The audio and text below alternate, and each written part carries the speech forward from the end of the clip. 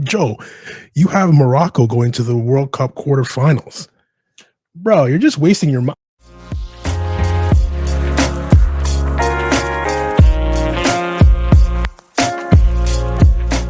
Hey guys, Carm Sacco here from York University and Vaughan Soccer Club, and you're listening to the Futbol Weekly podcast. We're finally at the stage. We're at the stage where the things in the World Cup get very, very interesting. Very, very interesting.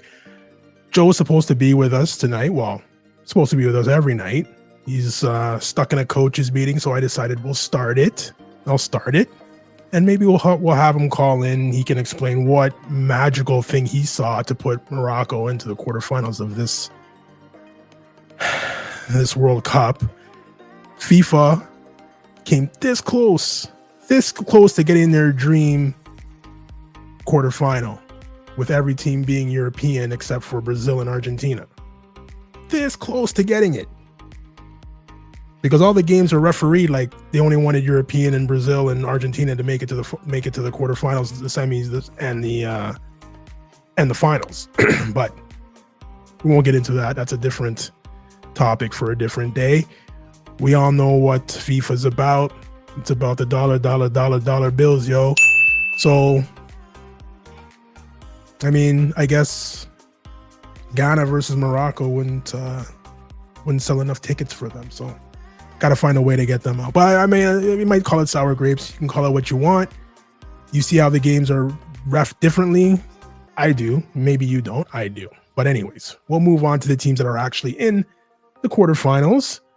I mean, exciting knockout stage stuff. If you had told me the Morocco was going to be in the quarterfinals, I would have looked at you funny, like I did when Joe said it.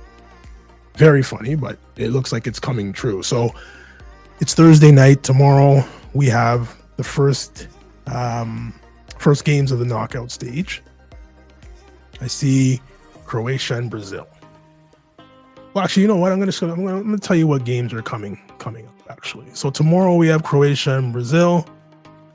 In the afternoon we have Netherlands and Argentina, which we're going to take a dive into that game and, give you I'll give you my prediction on that. I think Joe is kind of into the same camp as me, play-wise.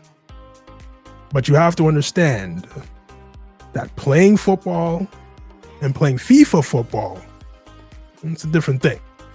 So I'll explain that. I'll explain that a little bit later. On Saturday we've got Morocco and Portugal, which is pretty big game actually. Ronaldo's replacement pulls a hat trick and everyone's going crazy. Signature, how much? Everybody calm down. It's one game, you got a hat trick in it. Fantastic, great. I remember Italia 90, Scalacci, 6 goals in 6 games, I believe, or something like that. What happened after? You have to temper your expectations sometimes of players. It was a great performance. Don't get me wrong. Not bitter about the performance or anything like that. But everybody calm down. I'm hearing numbers already bandied about out there. Relax. Take it easy. 70 million. Relax. Take it easy. Let's see it prolonged. Let's see him have the career of a Cristiano Ronaldo before we start, anointing him the next one.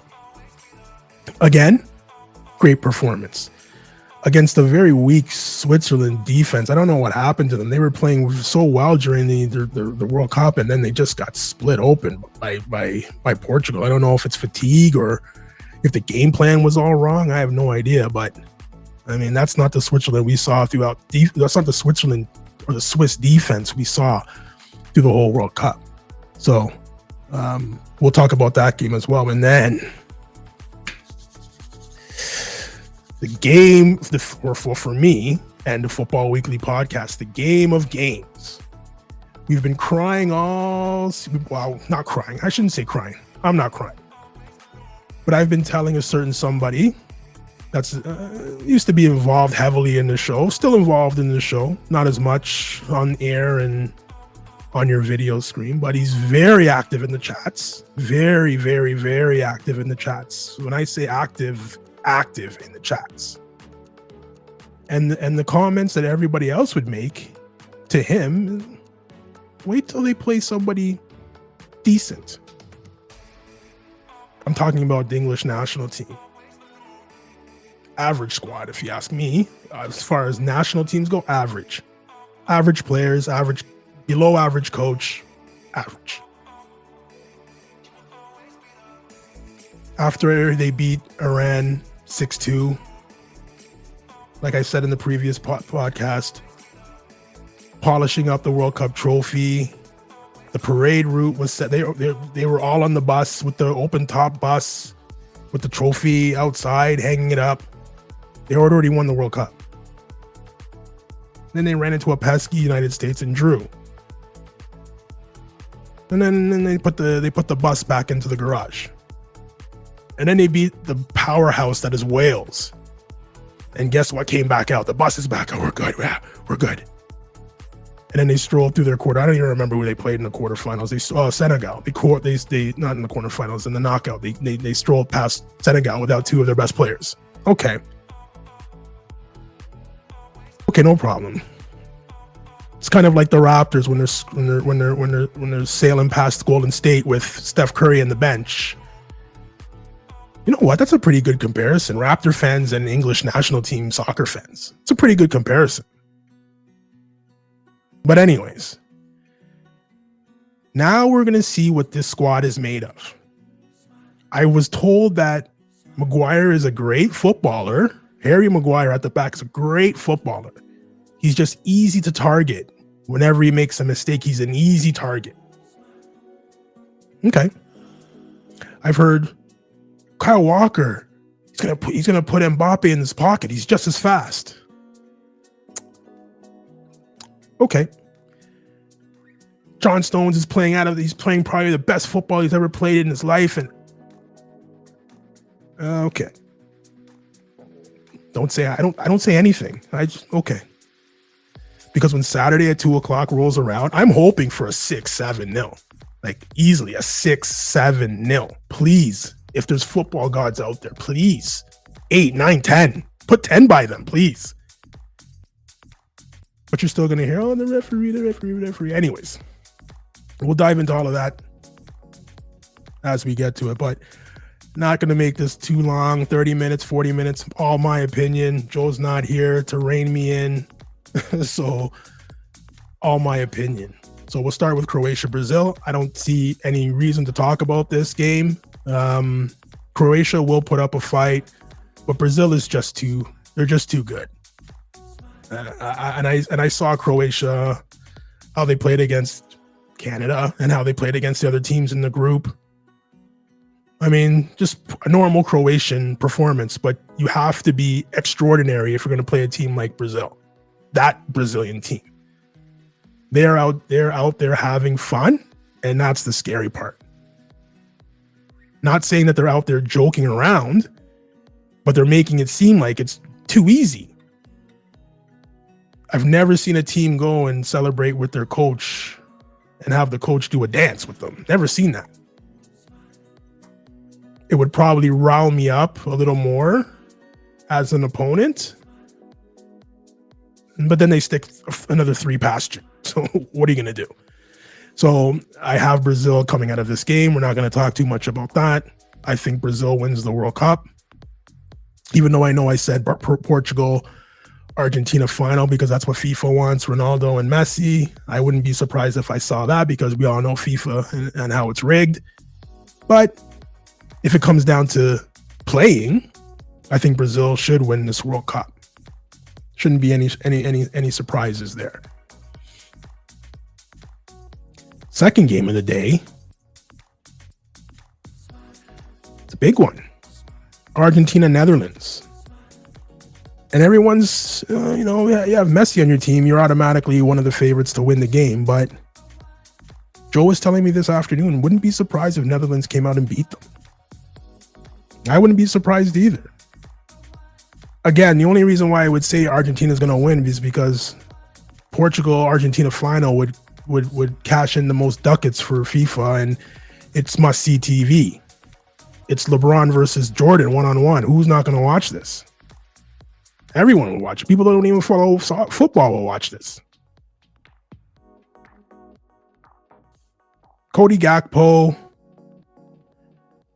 Memphis Depay, and Denzel Dumfries, probably the standout performers of the Netherlands team.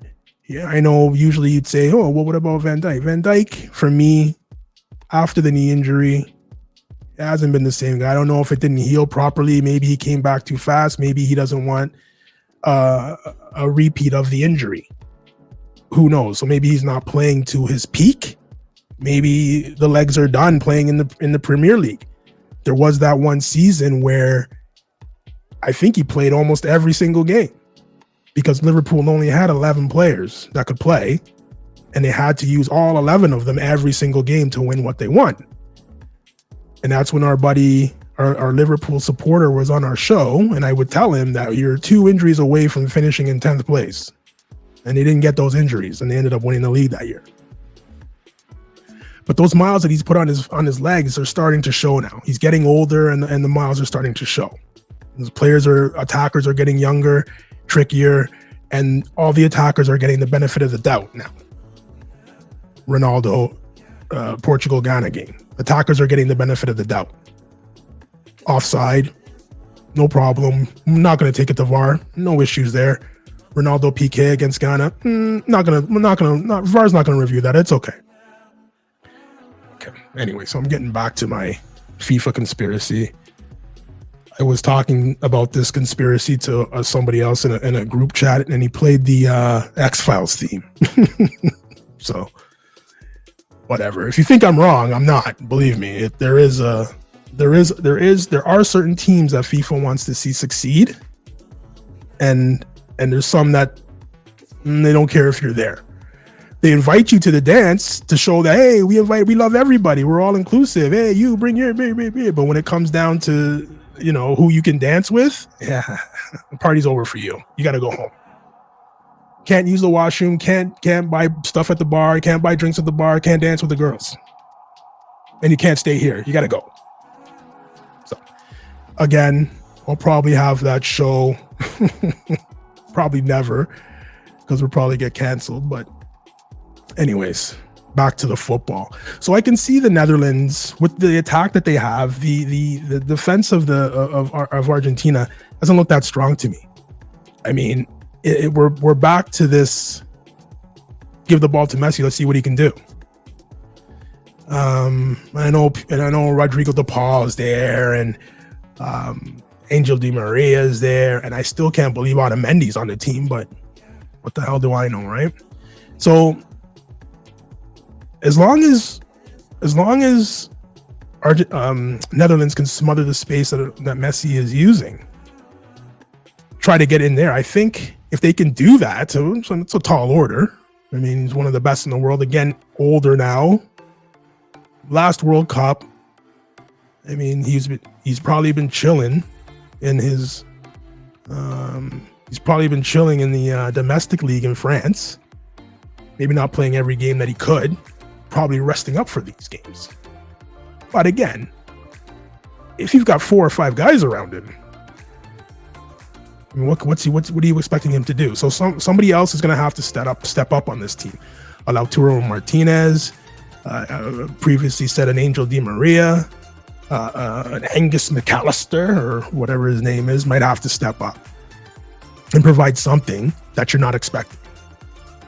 Because don't get me wrong, the Netherlands will be prepared for Argentina. They'll be well prepared. Van Gaal will have these guys well prepared. So it's not a slam dunk that Argentina is gonna beat the Netherlands. Not a slam dunk for me. Not like Brazil, Croatia for me anyway. Sorry, Marco. Sorry. So that's tomorrow's game. So I have Netherlands beating Argentina if it's a football game, and I have Argentina going through if it's what FIFA wants. Because I guarantee you there's going to be a point of controversy in that game, and it's going to go Argentina's way. You heard it here first. Saturday morning, thank God I got to take my car in to get repaired. Saturday morning, appointments at 9:30. I was hoping and praying England didn't play France at 9:30 because I would have to go another week with a nail in my tire then. because there's no way I'm missing that game. But we got Morocco, Portugal.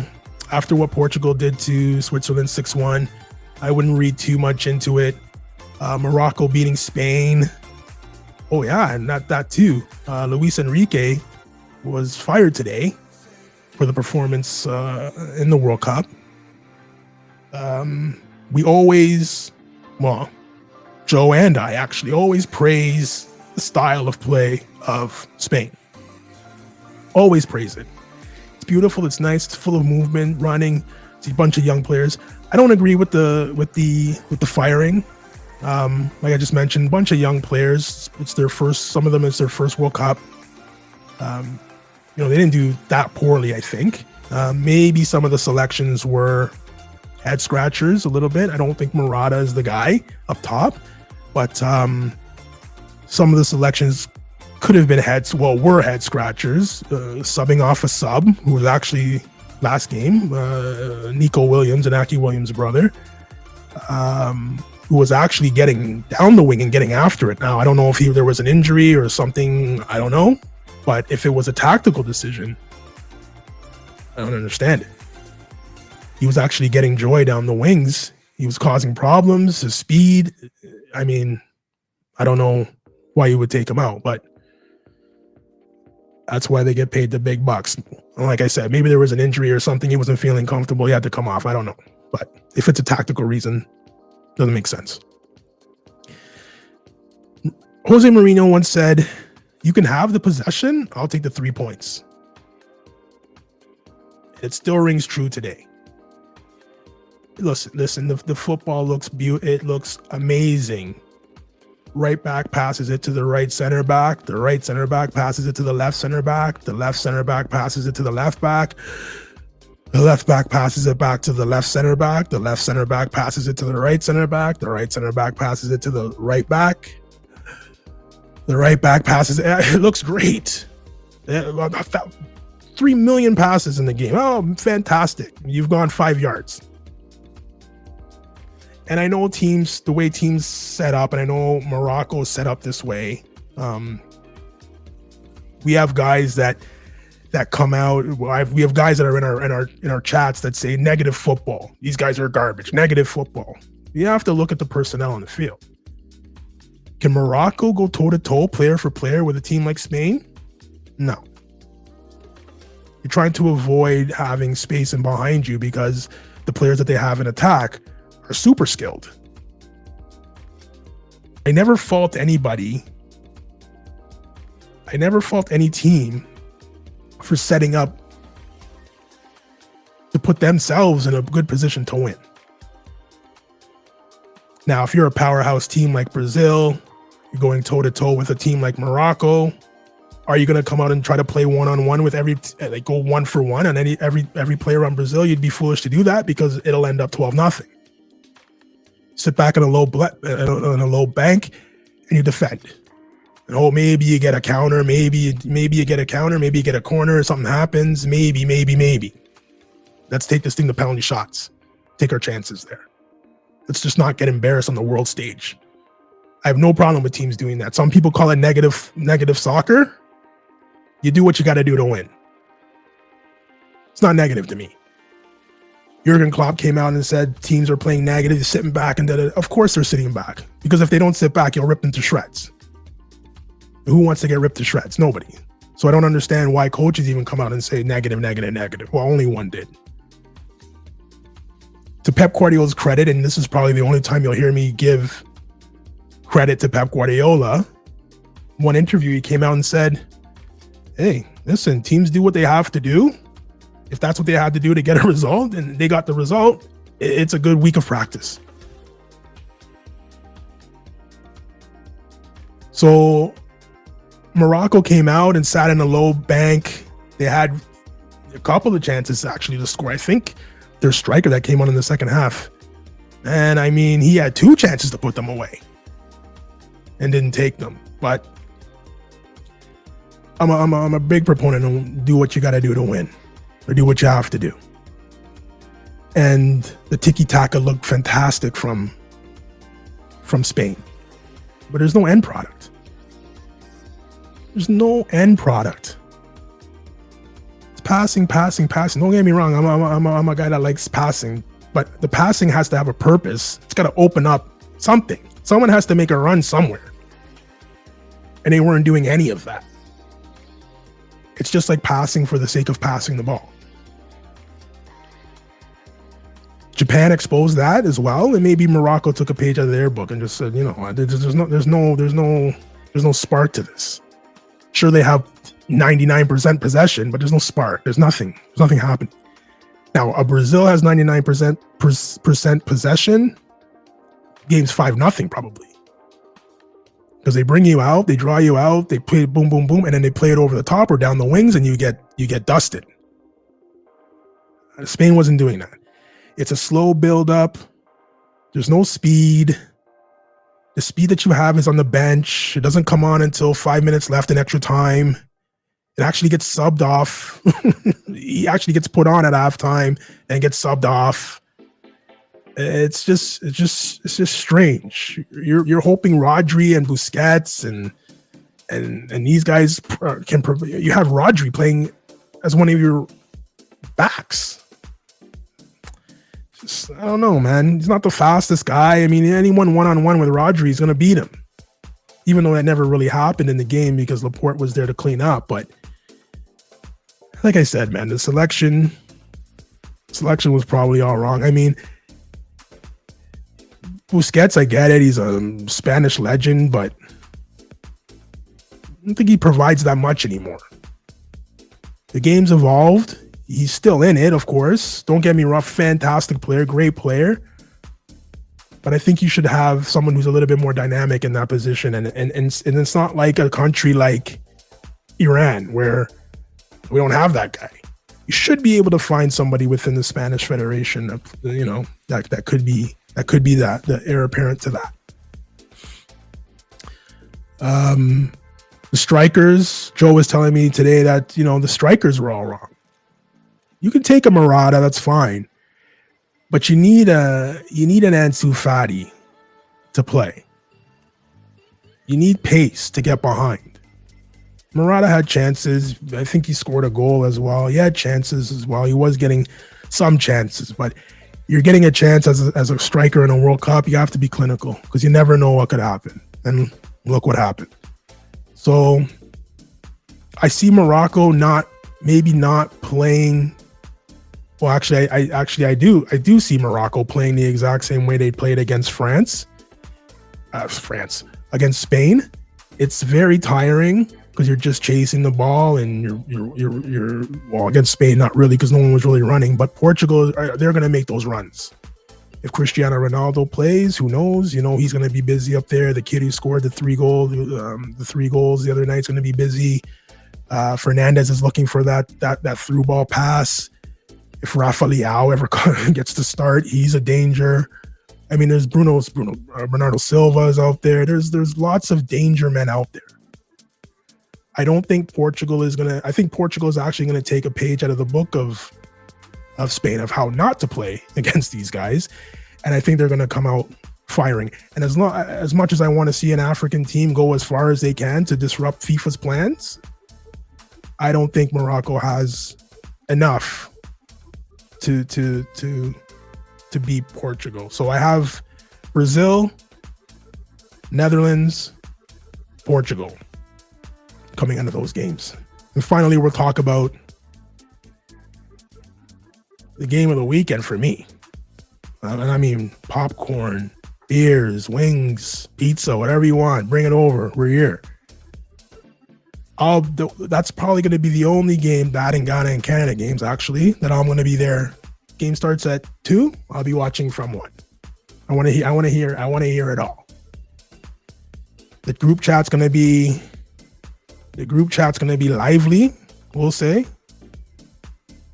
But again, FIFA gods. 10-0, please, 10-0. 2 own goals from Jordan Henderson, please. Or one from Henderson, one from Maguire, please. Won't discuss this game too long. France is going to beat these guys. They're going to smoke these guys. I don't see how England copes with Mbappe. Well, no one can really cope with Mbappe. How are you going to do that? You're going to look at, who else do they have? Griezmann behind him, Rabiot and Tchouaméni in the middle, in the midfield, cleaning everything up. Oh, there's somebody there. There's the leading goal scorer for France Federation. What's his name? Used to play for Arsenal, plays for AC Milan now. Where's number 9? What's his name again? Oh, Olivier Giroud. And there's another guy on the other side there, Ousmane Dembele. If he gets caught, if Mbappe or Dembele get caught with Luke Shaw, oh man, and even Kyle Walker. Kyle Walker's going to be walking a tightrope because he's going to get skinned all game. He's going to get an early yellow, and he's going to be walking a tightrope the rest of the game. And I don't know who you put in to save him. If any one of these guys gets one-on-one with Maguire or even Stones back there, I'll be realistic. 4-0. 4-0, and it's not even it should have been 6, and it wasn't even close. That's my prediction. It's a big game, so Harry Kane won't show up. If you're going to start Jordan Henderson in the midfield,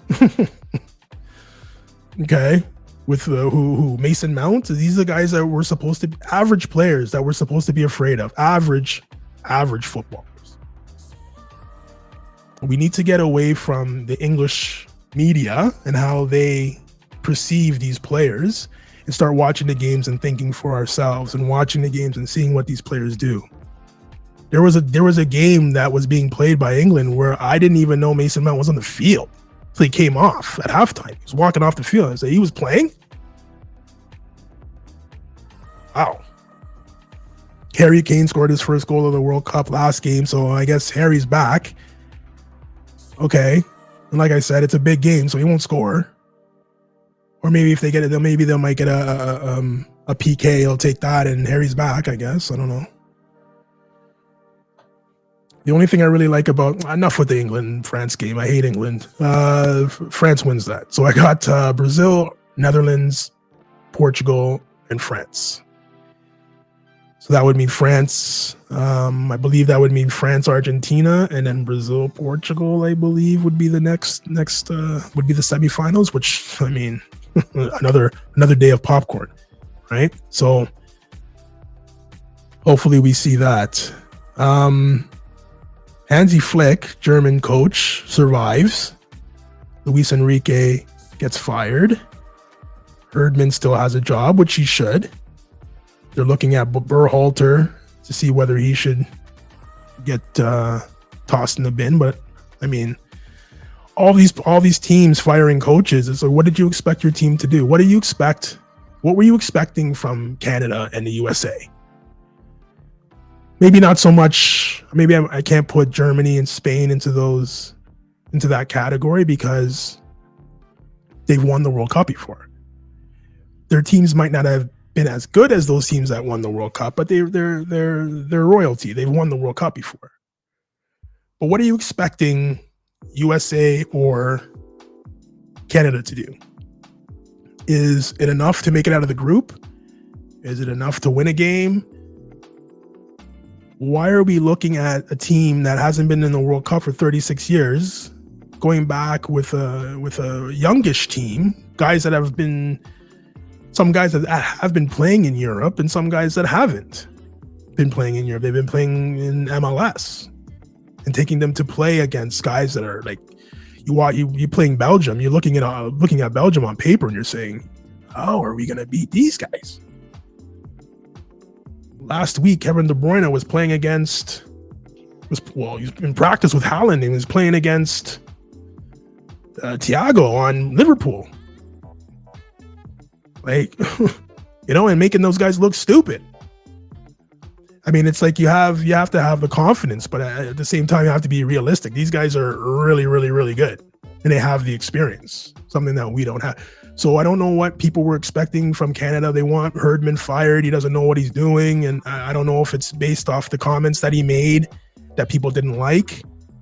I don't. Like I said last week with Joe, I don't care about the comments. It's fine. Every coach says it. Just most of them don't get caught on tape saying it.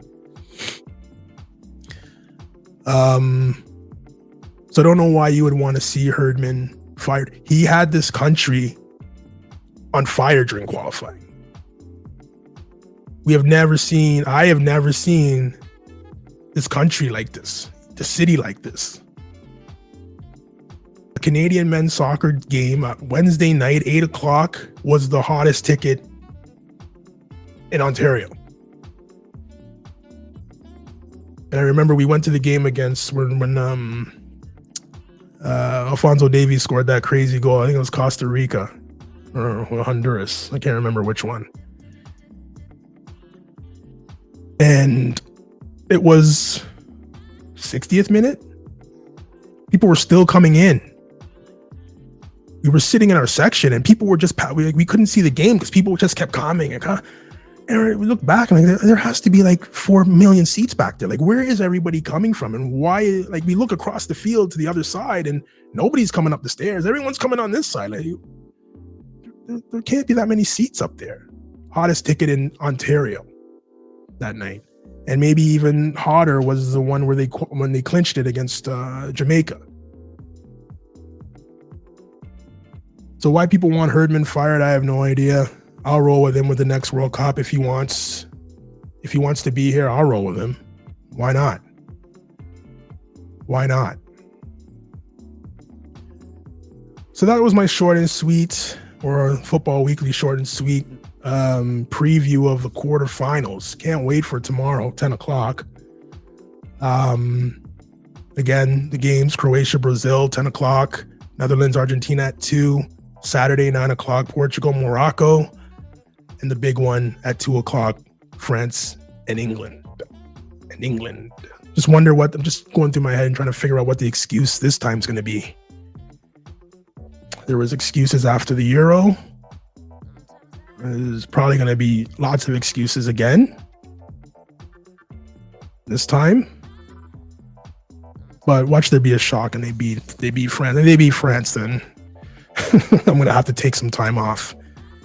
I'm going to have to leave my WhatsApp group because it's going to be disgusting in there. But guys, Joe should be back next week. We'll do a recap of what we saw in these quarterfinal games, what we see going forward. The best thing out of this World Cup is that I only have one player. I only have one player playing. Well, I have 2 away, but Ramsdale won't get in any of the games. So I have one player in Bukayo Saka playing. That's it. That's all we got. Man City has 5 or 6. Liverpool has, I'm talking about players, so they have 0. I don't count Jordan Henderson. Pickford, not an issue, but for the big teams, I mean, Bruno Fernandes for Man United. The diving fool on Brazil. I know which one. I know. Richarlison for Tottenham. He's going to need a break, hopefully. Casemiro at United. Varane at United. These guys are going to need I have Martinelli as well. Martinelli's playing for Brazil, but bit part role there. So just hope that they're safe and stay healthy, unlike Gabriel Jesus, which is a big blow. But hopefully Arsenal can go out and, yes, I said Arsenal, still around, still in first place, by the way. A buddy of mine came to the indoor where we played indoor last week, and he came to me and he shook my hand and he said, "Hey, Reggie, I looked at the standings. Arsenal's still on top." I said, yeah, they are. So hopefully, Gabriel Jesus injury, they say 3 months, but hopefully it's, he's chomping at the bit to get back. So it comes back a little bit earlier because we need that guy for the push for the end of the year, end of the season push. EPL starts right back just on Boxing Day, right back with a full slate of games. So Xhaka, Partey, Tomiyasu, they've all rejoined Arsenal in Dubai for their training. So Xhaka didn't even take a break. Switzerland lost to Brazil, packed up his stuff, Took a plane straight from Qatar to Dubai to meet up with the guys to get the job done for the Arsenal. So kudos to Captain Granite. So we've got some pretty big games coming up. Can't wait for tomorrow morning to watch those games. Guys, I'm super tired. I'm sorry if this didn't flow as it should have. Got to get some content out there. So guys, if you're watching on YouTube, thank you. If you haven't subscribed, subscribe. If you don't watch on YouTube, subscribe to our YouTube channel anyway. You can catch us on all the popular podcast platforms. We're on Spotify, iHeartRadio, Apple Music, we're on Amazon Music, Stitcher, TuneIn, Player FM. We're everywhere. We're on every platform you use to get podcasts. So guys, can't wait. Saturday at 2 o'clock. I can't wait. And I hope you can't either. We'll catch you next week.